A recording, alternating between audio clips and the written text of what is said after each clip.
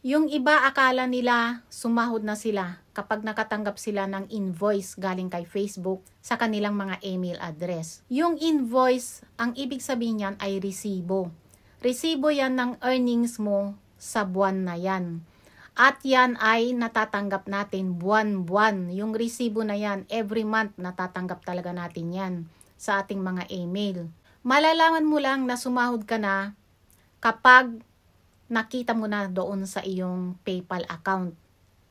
Kasi meron ka matatanggap doon na notification na binayaran ka na ni Facebook.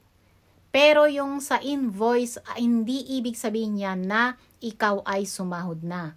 Kasi resibo lang yan. Kapag na-reach mo na yung minimum na threshold, halimbawa PayPal yung payout account mo, kailangan mayroon kang $25 na minimum na threshold dyan. Kung bangko naman ang payout settings mo, kailangan mayroon kang $100 na earnings dyan.